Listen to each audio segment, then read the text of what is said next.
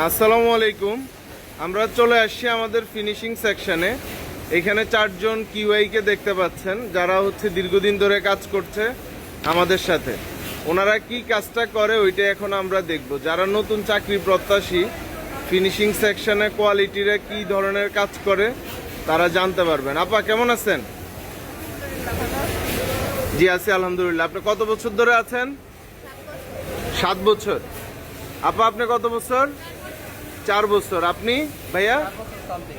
7 বছর সামথিং। আপনি 2 বছর। মানে সবাই অলমোস্ট 2 বছর হয়ে গেছে, 2 বছর প্লাস। আপনারা মূলত কি কাজ করেন এখানে? গেট আপের কাজটা করেন। ওইটা কিভাবে করেন, কে দেখাবেন?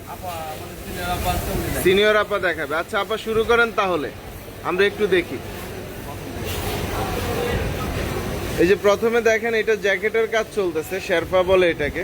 প্রথমে কি করবেন আপা? গেট আপে মূলত কি কি চেক করেন? মানে ফুল গার্মেন্টসটা ঠিক আছে কিনা, আর কি দেখেন? প্রসেসগুলো দেখেন। আর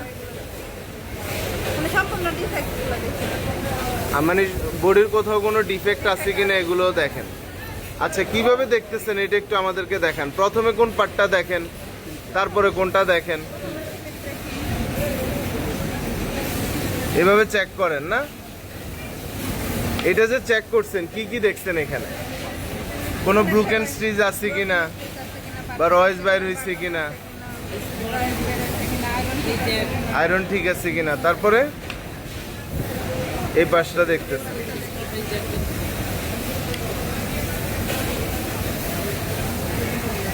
বটম পাশটা দেখতেছেন না? মূলত কি কি ডিফেক্ট গুলা দেখেন?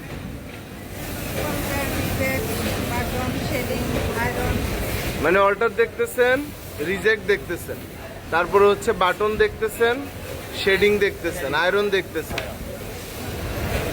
এবার ব্যাক পার্টটা চেক করবেন, তাই তো?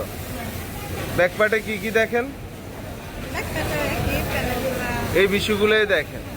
যদি কোনোটা অল্টার পান বা রিজেক্ট পান, তখন কি করবেন?